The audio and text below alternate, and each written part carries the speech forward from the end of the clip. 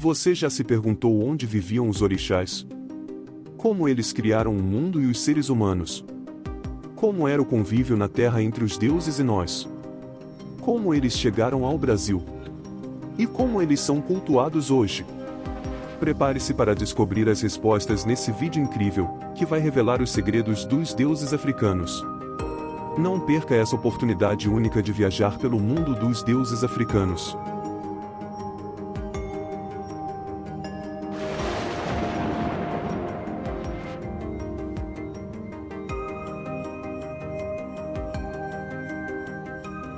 Os orixás são divindades que representam as forças da natureza e os aspectos da vida humana.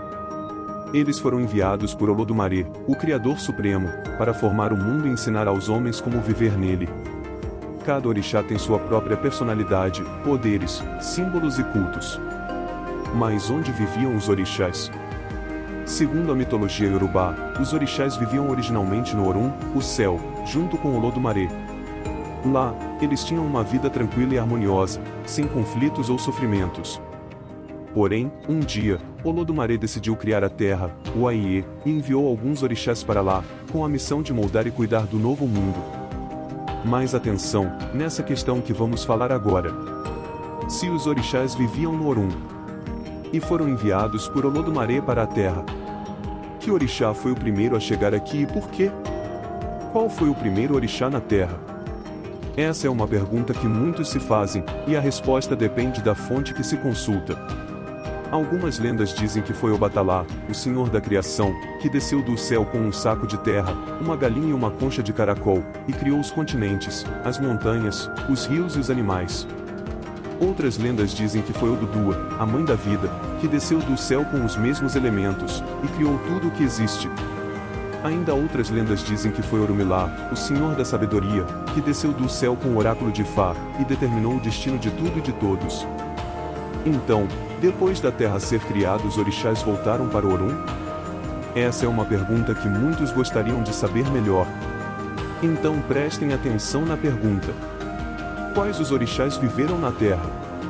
Além dos três primeiros, Obatalá, Odudu e Orumilá. Muitos outros orixás desceram à terra para ajudar na obra da criação e na organização da sociedade humana.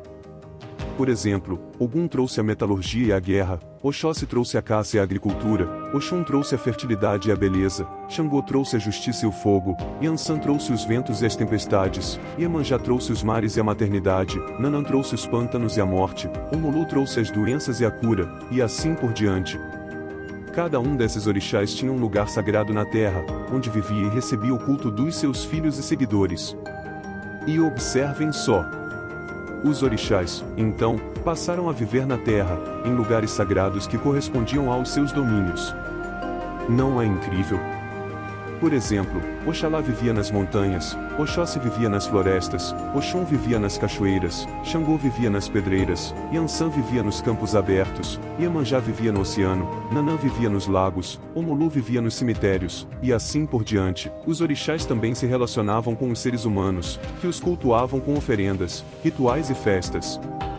Os orixás podiam se manifestar nos humanos, possuindo-os e falando através deles. Os orixás também podiam se apaixonar, se casar, ter filhos, brigar, se reconciliar e até morrer, como os humanos. Por isso, eles eram considerados ancestrais divinizados, que compartilhavam as mesmas virtudes e defeitos dos mortais. No entanto, nem tudo era paz e harmonia entre os orixás e os humanos. Alguns orixás, como Exu, o mensageiro e o guardião dos caminhos, podiam causar confusão, desordem e tentação, testando a fé e a moral dos homens. Outros orixás, como Ossain, o senhor das folhas e das ervas, podiam ser ciumentos, vingativos e exigentes, cobrando respeito e devoção dos seus fiéis. Além disso, os próprios orixás podiam entrar em conflito uns com os outros, disputando poder, território, amor ou prestígio. Por essas e outras razões, os orixás acabaram se afastando da terra e voltando para o Orum, onde continuaram a observar e a influenciar o destino dos homens. Mas eles não se esqueceram dos seus filhos e seguidores, que mantiveram vivo seu culto e a sua memória, transmitindo as suas histórias, lendas, cantos e orações de geração em geração. Mas e no Brasil? Como os orixás chegaram ao Brasil?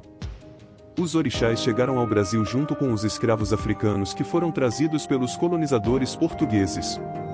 Os escravos mantiveram a sua fé e a sua cultura, mesmo sob a opressão e a violência. Eles adaptaram os seus ritos e as suas divindades às condições do Novo Mundo, misturando-os com elementos do catolicismo, do indigenismo e do espiritismo. Assim, surgiram as religiões afro-brasileiras, como o candomblé, a umbanda, o xangô, a quimbanda e outras. Nessas religiões, os orixás continuam a ser cultuados e reverenciados, como os ancestrais divinos que protegem e orientam os seus filhos. E você, quer saber mais sobre os orixás e a sua cultura? Então, veja esse próximo vídeo, onde eu falo sobre quem é o orixá mais forte. Você tem ideia de qual orixá pode ser? O rei Xangô, a sedutora Oxum? O criador Oxalá? A misteriosa e ancestral Nanã? O link desse vídeo está disponível na descrição e nos comentários abaixo ou agora ao final. Não deixe de assistir e de se inscrever no canal para não perder nenhuma novidade. E se você gostou deste vídeo, por favor, dê um like, compartilhe com os seus amigos e deixe o seu comentário. Isso é muito importante para o canal, pois ajuda a divulgar o nosso trabalho e a alcançar mais pessoas interessadas em aprender sobre os orixás. A sua participação faz toda a diferença. Muito obrigado pela sua atenção e até a próxima!